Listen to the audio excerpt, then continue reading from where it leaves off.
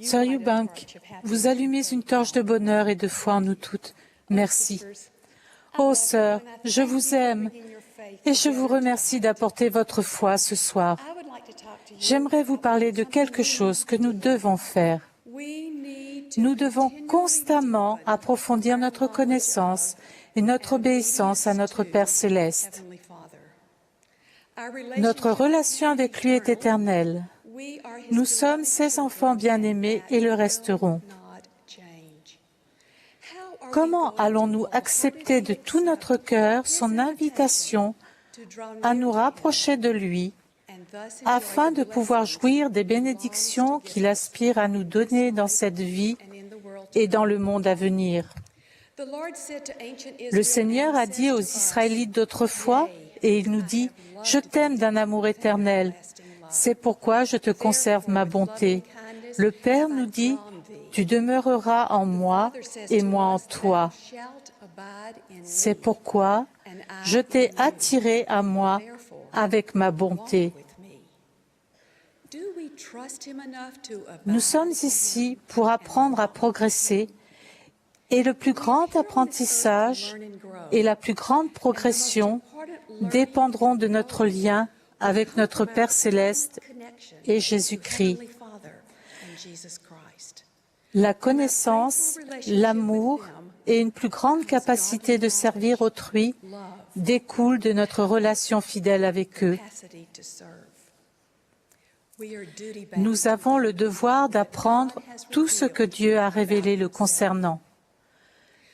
Nous devons comprendre que Dieu, le Père, a ordonné à son Fils Jésus-Christ de créer la terre pour notre progression, que notre Père céleste a donné son Fils pour payer les exigences de la justice pour notre salut, et que le pouvoir de la prêtrise du Père et la véritable Église du Fils, avec les ordonnances nécessaires, ont été rétablis pour être une bénédiction dans notre vie. Pouvez-vous ressentir la profondeur de l'amour qui a imprégné leurs préparatifs pour notre joie et notre progression? Nous devons savoir que le plan du salut de notre Père céleste est que nous obéissions aux lois et aux ordonnances de l'Évangile et que nous obtenions la vie éternelle et ainsi devenions comme Dieu. C'est le bonheur véritable et durable que notre Père céleste nous offre. Il n'existe pas d'autre bonheur véritable et durable. Nos difficultés peuvent nous détourner du chemin du bonheur. Nous pouvons perdre notre lien de confiance avec Dieu si les épreuves nous en détournent au lieu de nous pousser à nous agenouiller. Ce distique tout simple nous appelle à examiner nos priorités. Certaines choses sont importantes, d'autres pas. Quelques-unes sont durables, mais la plupart ne le sont pas. Sœurs, qu'est-ce qui vous importe? Qu'est-ce qui est durable pour vous? Un sujet d'une valeur durable pour le Père est que nous apprenions de lui. Nous nous humilions et progressions dans l'obéissance par l'intermédiaire d'expériences terrestres. Il désire que nous transformions notre égoïsme en service et nos peurs en foi. Ces questions qui ne cessent de se poser peuvent nous éprouver jusqu'à la moelle.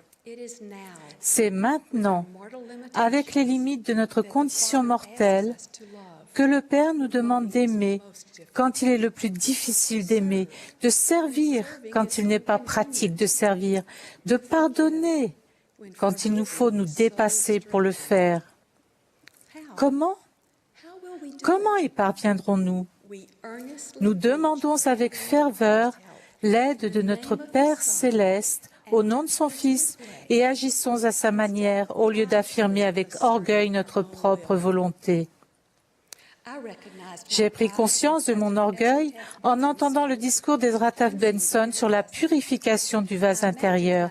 Je me suis imaginé être un vase. Comment allais-je sortir les résidus de l'orgueil de mon vase?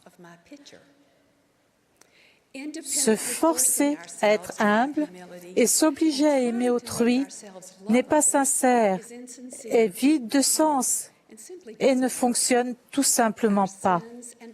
Nos péchés et notre orgueil créent une brèche ou un fossé entre nous et la source de tout amour, notre Père céleste.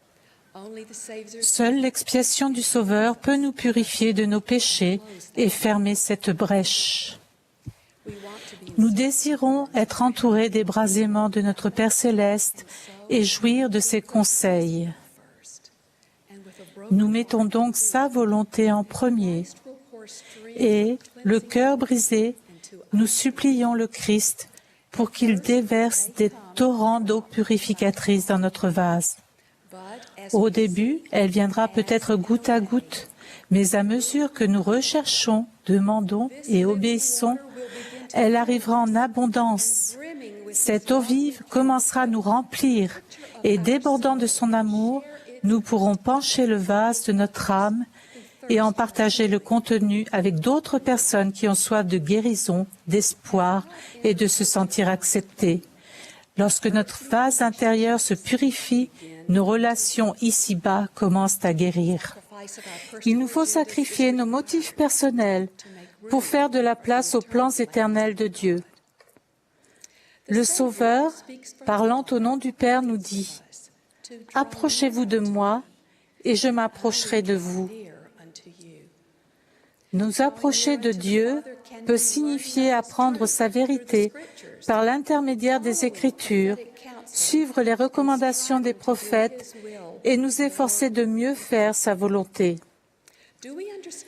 Comprenons-nous que le Christ a le pouvoir de nous mener à une communion aimante avec le Père et les uns avec les autres. Par le pouvoir du Saint-Esprit, il peut nous donner la perception nécessaire de nos relations avec autrui. Un instructeur de l'école du dimanche m'a raconté une expérience marquante avec sa classe de garçons de 11 ans. L'un d'entre eux, que j'appellerai Jamie, était solitaire et participait peu durant les leçons. Un dimanche, l'instructeur était inspiré de mettre de côté sa leçon et de dire pour quelle raison il aimait Jimmy. Il a exprimé sa reconnaissance et sa confiance en ce jeune homme. Il a ensuite demandé aux élèves de dire à Jimmy quelque chose qu'ils appréciaient chez lui. Tandis que, l'un après l'autre, ils ont dit à Jimmy ce qu'ils aimaient chez lui, le garçon a baissé la tête et des larmes ont commencé à couler sur son visage. L'instructeur et les élèves avaient construit un pont jusqu'au cœur solitaire de Jimmy. L'amour simple, exprimé avec franchise, donne de l'espoir et de la valeur aux gens. J'appelle cela réparer la brèche. Notre vie dans un monde prémortel aimant est peut-être la cause de notre aspiration à l'amour véritable et durable ici-bas. Nous sommes divinement conçus pour donner de l'amour et être aimés. Et l'amour le plus profond se manifeste lorsque nous sommes un avec Dieu. Le livre de Mormon nous dit « Réconciliez-vous avec Dieu par l'expiation du Christ ». Ésaïe a parlé des gens qui vivent fidèlement la loi du jeûne et deviennent ainsi des réparateurs de brèches pour leur postérité. Comme Ésaïe l'a promis, ce sont eux qui rebâtiront sur d'anciennes ruines. De façon similaire, le Sauveur a réparé la brèche ou la distance entre nous et notre Père céleste. Par l'intermédiaire de son immense sacrifice expiatoire, il a ouvert la voie pour que nous prenions part au pouvoir de l'amour de Dieu et qu'ensuite nous soyons à même de réparer les anciennes ruines de notre vie. Pour combler la distance émotionnelle qui nous sépare, nous avons besoin d'accepter l'amour du Père associé au sacrifice de nos tendances naturelles, à l'égoïsme et à la peur. Un soir mémorable, j'étais en désaccord avec une parente sur un sujet politique. À portée de voix de membres de la famille, elle a vivement et minutieusement critiqué mes commentaires, me prouvant que j'avais tort. Je me suis sentie bête et mal informée, ce que j'étais probablement. Ce soir-là, en me mettant à genoux pour prier, je me suis empressée d'expliquer à notre Père céleste combien cette parente était difficile. J'ai parlé sans discontinuer. J'ai peut-être arrêté de me plaindre pendant un instant. Et le Saint-Esprit a eu l'occasion de capter mon intention, parce que, à mon étonnement, je me suis entendu dire « Tu veux probablement que je l'aime ». L'aimer? J'ai continué ma prière en disant quelque chose comme « Mais comment puis-je l'aimer? Je ne l'apprécie même pas. Mon cœur est endurci et mes sentiments sont blessés. Je n'y arriverai pas. » Puis certainement avec l'aide de l'Esprit, une nouvelle pensée m'est venue et j'ai dit « Mais toi, tu l'aimes, Père Céleste. Veux-tu bien me donner une portion de ton amour pour elle, afin que je puisse aussi l'aimer? » Ma rancœur s'est apaisée et j'ai commencé à percevoir la vraie valeur et les qualités de cette personne. Ésaïe a écrit « L'Éternel bandera la blessure de son peuple et guérira la plaie de ses coups. » Au fil du temps, la brèche entre nous s'est heureusement refermée. Même si elle n'avait pas accepté mon changement de cœur, j'avais appris que notre Père Céleste nous permet d'aimer même les personnes que nous trouvons difficiles à aimer, si nous implorons son aide. L'expiation du Sauveur est le canal du flot constant de charité venant de notre Père Céleste. Pour avoir de la charité envers tous, nous devons choisir de demeurer dans cet amour. Lorsque nous offrons notre cœur au Père et au Fils, nous changeons notre monde, même si les circonstances ne changent pas autour de nous. Nous nous rapprochons de notre Père Céleste et ressentons qu'il accepte nos efforts pour être de vrais disciples du Christ. Notre discernement, notre confiance et notre foi augmentent. Mormon nous dit de prier avec toute l'énergie de notre cœur pour obtenir cet amour et qu'il sera déversé sur nous depuis sa source, notre Père Céleste. Ce n'est qu'à ce moment-là que nous pourrons devenir des réparateurs des brèches dans les relations terrestres.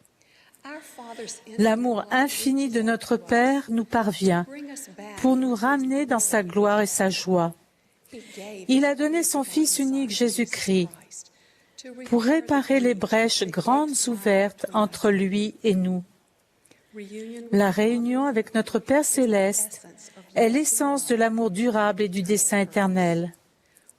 C'est maintenant que nous devons établir le lien avec lui pour apprendre ce qui compte vraiment, pour aimer comme il aime et pour progresser afin d'être comme lui. Je témoigne que notre relation fidèle avec notre Père Céleste et le Sauveur a une importance éternelle pour eux et pour nous. Au nom de Jésus-Christ, Amen.